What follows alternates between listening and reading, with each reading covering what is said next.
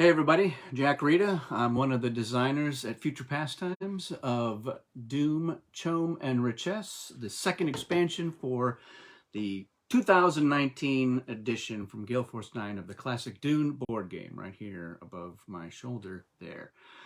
So the first expansion that we did was the Ixians and Tleilaxu, which came out in 2020. This one came out this year, CHOAM and Richess, and I did a video on strategy tips for Richess, and this time I'm going to be talking about CHOAM, the CHOAM. And CHOAM stands for the Combine Honnet Ober Advancer Mercantiles, whatever that is.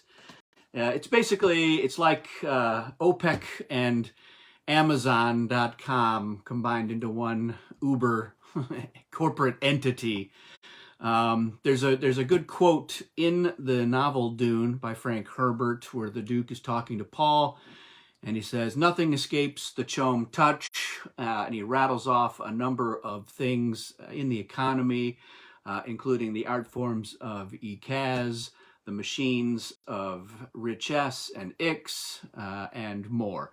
So CHOAM is integral to the economy in the universe of Dune. Phone's ringing. This is an economic faction for the Dune board game, and when we were designing it, we wanted to make sure that CHOAM not only was something that had a lot of spice, because it is the richest or the wealthiest entity in the Dune universe, maybe just edging out the Emperor. So spice income was important, but that whole idea of being tied into the economy in all sorts of different ways was something else that we really wanted to explore and find a way to latch onto in the game, and that is why we went with the idea of how CHOAM interacts with treachery cards. So let's cover a little bit about what CHOAM does, and then I'll talk about some strategy tips for you to try to win the game playing with CHOAM. All right, so CHOAM starts with 20 of their forces off planet. They start with 2 spice. Doesn't seem like a lot, but just hold on to your britches there. They have no free revival. It's 0, and I'll get to that here in a second as well. So their advantages: you manipulate the economy. So during the charity phase, CHOAM charity phase, CHOAM collects 2 spice for each faction in the game from the spice bank. That's each faction, including CHOAM. So in a 6-player game, CHOAM is getting 12 spice, and that is every CHOAM charity phase. So that's their primary income, is that spice. Now, if it's a game that has a Bene Gesserit, they're going to be getting some spice because anybody who collects CHOAM charity is being paid from CHOAM. So CHOAM's going to get that income, and then they have to pay out charity to anybody who's collecting it. So like I said, the Bene Gesserit, in the advanced game anyway, they collect 2 spice every turn. So that's going to eat into CHOAM's profits, but that's just 2 spice. So, in a 5-6 player game, you're talking about 10, 12 spice every turn. So that is important, and that will factor into the strategy tips as well. And then we get into the treachery elements of CHOAM. So first of all, to help to demonstrate their wealth, they have a 5-card hand limit, whereas just about everybody else is just 4 cards. So they can hold up to 5 cards, and at the end of any phase, if they've got duplicates of the same card, and they don't want to have that, they can reveal those duplicates and then get rid of any of the extra cards and get 3 spice for each one. So that's going to be still a pretty narrow range of things that count as duplicates. So that would be if you have duplicate shields, duplicate snoopers, duplicate cheap hero cards. It wouldn't be like, oh, I've got a Mala pistol and a Chris knife, so that's duplicate projectile weapons. They have to be the exact same thing. So this is not a crazy ability that they have. They can also discard any worthless cards for spice as well. And those are only 2 spice each. But the other way that we wanted to tie into it is that CHOAM's able to make use out of anything in the economy, and they can find ways to unload it, but they can also tap into it. So they can actually use worthless cards for unique effects. And the sheet has a list of the different worthless cards and explains what they do. So we'll go through a couple of these. The ballast set, they can discard that to prevent a player from moving forces into a territory that CHOAM occupies during the shipping and movement. Now, factions can still ship into that territory, but if you're an Arakeen and somebody wants to ship into Carthag and then move into Arakeen to try to get both strongholds, they can play that ballast set, and it's basically, no, there's a big ballast set concert going on in Carthag, you don't want to miss it, so you're not moving into Arakeen. Jubba Cloak, they can discard that to prevent a loss of their forces in one territory to the storm when it moves. That means they can go after spice in a risky territory. Like you see, the storm is definitely going to get that spice when it moves in the next turn. So a lot of factions, they're like, I don't know that I want to risk all of my forces to go after that spice. So you can usually go after it and not worry about having to fight for it. And then you can prevent losing any of those forces to the storm. The Kul Wahad card, prevent a player from playing a Karama card this phase as they attempt to do so. That's a pretty big deal. Kul Wahad shows up in the first expansion, so it's not a base game worthless card.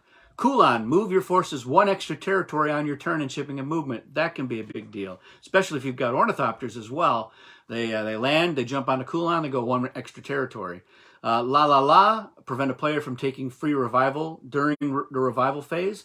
This is going to be very edge case, of course, but somebody like the Fremen who gets 3 forces and free revival, that can have a really big impact on a particular turn.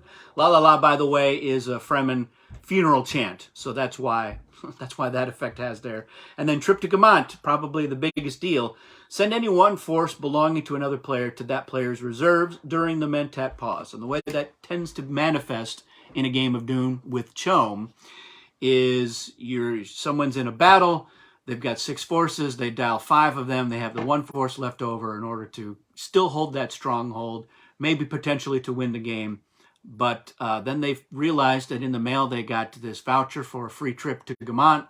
And Gamant, it's the pleasure planet, it's hard to resist. So they went on vacation, and that was that. So that is the other thing they do. Now, the revival rules for CHOAM is that they don't have the free revival, but they have no revival limit for the number of forces they can revive, and it only costs 1 spice each. Because CHOAM doesn't really have a standing army, so this essentially means that the CHOAM forces are more or less mercenaries. It's a hired army, so they can always buy more forces, but it can be a big deal. And if you've got 9 forces in the tanks, you got to spend 9 spice to get them all out. But if you've got the spice, you can revive 9 forces that turn, which most other factions, they can't do that. 3 is typically the limit, and if you've got the Tleilaxu in the game, they can bump that up to 5. But you don't have any limits at all. The last thing that they can do in the basic game is an advantage called inflation. And they have this little inflation token here, which has a double CHOAM charity side. Oh, I should do it like that. And then a no CHOAM charity side. Cancel CHOAM charity. So once per game, in the Mentat pause, they can choose to play this token down, and it goes over the CHOAM charity icon on the phase tracker there. And they can decide which end is going to be face up. So they can say, all right, in the next turn, CHOAM charity is going to be doubled or it's going to be canceled. So anybody who would be collecting CHOAM charity would collect double of whatever it is they collect. So if I collected 1, actually I'm going to get 2. If I had no spice, I'm going to get 4 instead of 0. But that also applies to their CHOAM charity advantage. So if they're normally getting 12 spice per turn every CHOAM charity, and they double it, they're going to get 24 spice that turn. And conversely, if they play the cancel side face up, nobody's going to be collecting any CHOAM charity, including CHOAM. And whichever side is face up, at the end of that turn, that token then flips, so that in the next turn, it's going to be the opposite. So basically, CHOAM can decide, all right, let's say they play this at the end of turn 5. Turn 6, there's going to be double CHOAM charity, and that means turn 7 there will be no CHOAM charity, and then the token is removed from the game. So it's only one time that you can do that, and that is going to be another element that you want to factor into how to leverage CHOAM in order to win the game. The last thing I will explain is their advanced game advantages. The big one is that they get a 6th leader, and that is the Auditor. It's a 2-strength leader, so not terribly impressive. However, when they reveal the Auditor as their leader in a battle, they get to audit the other player, and how much they get to audit will depend on whether or not their Auditor is alive at the end of that battle. So they will get to look at 1 or 2 cards, if the Auditor survives, that were not played in the battle in their opponent's hand. So that can be a big deal as well, especially if you're in a game that has limited or no card knowledge. For instance, if Atreides is not in the game, and if the Ixians are not in the game, then card knowledge is not going to be present. And finding out who has what, you got to actually fight them or wait for them to play the cards. So having the Auditor is a good way to do it. The other interesting thing about the Auditors, if they do get killed, you're like, oh no, she's dead. They can revive the Auditor every turn. So it's almost like having a 2-strength cheap hero that they can just keep using over and over again. It's expendable and cheaply revived. And the Auditor cannot be captured by the Harkonnens, and it cannot be turned into a Gola by the Tleilaxus. So it's a very safe leader. It also can never have a leader skill, which is one of the other variants that comes in this expansion, which I'll cover more on that again in another video. And then the last thing that they can do in the advanced game is anytime another faction has to pay spice to increase the strength of their forces to full strength, CHOAM is going to collect half of that spice, rounded down, at the end of that battle. So it's like the last area of the spice economy. When you pay for treachery cards, that spice goes to the Emperor. When you pay for shipping, it goes to the Guild. When you pay for revival, it goes to Tleilaxu. And now when you pay spice for your forces in battle, half of that goes to CHOAM. So it's a minor income, and you do got to pay attention and remember, keep your eye out. A sharp CHOAM player, make sure everybody pays. So that is what CHOAM does. How do they win? And CHOAM, like many of the factions in Dune, has been considered extremely underpowered and extremely overpowered. So hopefully that means it's in the sweet spot of just right, depending on how you play and what goes on in your games. So obviously, one of the big things that you're going to want to try to do is leverage your income. You've got that steady income, especially if other factions are regularly getting spice, so they're not really tapping into your income by claiming their own CHOAM charity. And clearly, when you're playing against CHOAM, there are times when you want to go ahead and spend everything you've got, knowing that you can at least eat into their income. But it's really not a terribly effective strategy against CHOAM. Because again, you're only, if you're on CHOAM charity, you have other problems. So CHOAM being able to get that regular income of, plus or minus a couple of spice, but in the neighborhood of 10 spice every turn, that is a big deal. And because you have an increased hand size, I believe that getting treachery cards early and filling up that hand as quick as you can is going to be one of your big priorities. So that being the case, CHOAM is not a faction that I necessarily would suggest try to go for the early win. Every game is going to be different. It's going to be situational. It's going to depend on storm order, which factions are in the game, who's going after spice, who's going after strongholds, what strongholds are open. So that's a case-by-case basis. Any faction can go for the win on the first turn or the second turn, depending on what cards they've got in hand and the storm order and what the other players are doing. But all things being equal, I would suggest that you wait a couple of turns before making a go of it with CHOAM. So I like to use a turn to use my income and get some cards, or use a turn and maybe put some forces down into the Polar Sink or maybe into Habanya Siege, because it's probably out of the 5 sieges, it's the one that you can go to and have the best chance of not being molested by the other players, somebody coming in and picking a fight with you or necessarily going for the win. In the advanced game, Arakeen and Carthag and Tuic Siege as well, because they have that spice income, they tend to be the ones that people go after more. And the 2 cities, of course, have the Ornithopter, so that's a big target as well. Habanya, it doesn't have an income, and it is the one that is the hardest to get to for everybody except the Fremen. You can't, if you've got Ornithopters, you can't get there from most of the board. So from the other strongholds anyway, and from the Polar Sink, it's just a little bit too far. Of course, if they had a Kulan that they could use and Ornithopters, that would be another story. But keep that in mind for later on. So I like to get some forces onto the board, but maybe every other turn. Spend a turn getting some treachery cards, maybe a turn getting some forces down there, positioning myself. But you do have to worry about having a big stack of your forces somewhere on the board that is vulnerable, because you tend to be a pretty big target as well.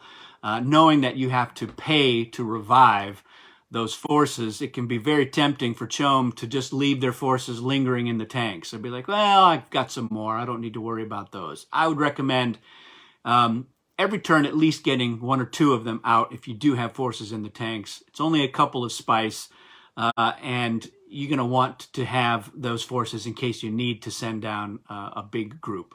The use of the inflation token can be critical to positioning CHOAM in order to go for the win, especially if they're not in an alliance. They want to be able to at some point say, yes, I can afford to send down a big stack of forces and be able to dial them at full strength as well in a battle if you're playing advanced. So you're going to want to have that big income when you go for it. The thing you got to be careful about, especially in advanced, are those Karama cards, because your charity advantage can be canceled by the Karama. So I tend to pay attention to, have they been played? Do I know where they are? Do I have any of them? And waiting until later in the game to use those, to use that inflation token. A lot of times people will want to use the double inflation side first and basically say, look, I'm playing this the turn before I'm planning to go for the win. And I would say more often than not, that is your best strategy. But occasionally you may find like, all right, it looks like a lot of players are going to be on CHOAM Charity in the next turn. And that may be the best time to actually play it with the cancel CHOAM Charity up, face up, because then you've got a whole turn where all the forces from all the other factions are basically screwed. They've got no money, and they can't ship, they can't buy anything. So for that reason, I try not to spend all my spice as CHOAM each turn. Again, if you've got 10, 12 spice to play with, you can say, look, I can spend 8 to 10 of that spice each turn, knowing I'm going to probably get more. And if you're able to go after some spice blows as well and get some spice that way, or if some other factions are fighting battles in advanced and you can maybe get a little spice from that as well, it'll be good to start stockpiling and having a spice cache that you can tap into later on when you need to. The other thing that I think is critical to really making CHOAM shine as a faction is to not underestimate those worthless cards. It can be very tempting to just get rid of them and get some spice. And of course, you can always do that if you're in a situation where you really need it. But because just about every card in the deck now is a fairly useful card for CHOAM, there's no real duds. You should go and buy cards often and early. And when you've got those worthless cards, you should consider working around their effects. If you know that you've got the Jubba Cloak, you're looking for a spice blow that is going to get wiped out by the storm the next turn, go after that spice. if you've got the Kulan, you're looking for a situation where you can get 4 movement, especially if you've got forces in the sink and you land somebody in Arakeen or Carthag to get the 3. Now you get the 4 movement, and maybe you can move those forces in the sink over to Hibanya Siege. And so that is, of course, the trip to Gamant and the Balisette. All of these can be very useful in the right situation, but it's trying to position yourself to get into those situations that's going to matter. The other great thing about CHOAM in terms of trying to win is they are a pretty attractive ally. And that is because they can actually, in the advanced game, they can actually help pay for the spice styling for their allies. But the other thing that they can do is they can trade cards with their ally. And that can be a critical element in setting yourself up to win the game. Because especially if there are factions that have card knowledge, if Atreides is in the game and now CHOAM is allied with somebody else, they can start to really confuse the table in terms of who has what and how they're going to strike. And imagine CHOAM in an alliance with Riches, because Riches can give their ally one of their special treachery cards. So let's say CHOAM bought one, then they do a trade with their ally, and maybe their ally was holding a worthless card. So now CHOAM has that, and the ally doesn't have to worry about the worthless card. They give the special treachery card to Riches, who can then give it back to CHOAM later on. Nobody knows who has what anymore. That's what makes, I think, CHOAM a very exciting ally. That having that extra income, because they can help pay for their allies' treachery cards and for their allies' shipment. That's something all allies can do. So it's that income and that ability to trade cards is really what makes CHOAM a very effective ally. So leverage that as well if you can. Use those treachery cards. Be smart about how to spend your spice. Don't want to be reckless. Don't spend it all. Yeah, go forth and conquer. I think CHOAM is, it's very simple. It's one of the simpler factions to play, so it's a really good one for somebody new to the game, a little bit less brain power to comprehend how to leverage your advantages and how to really take advantage of them.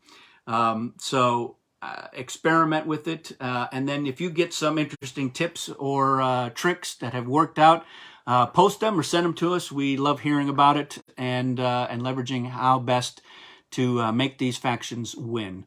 That's it for CHOAM tips of the day, and we're going to continue doing these videos as well as even on the base factions as well as the other variants. So we hope you enjoy them, and we'll see you again.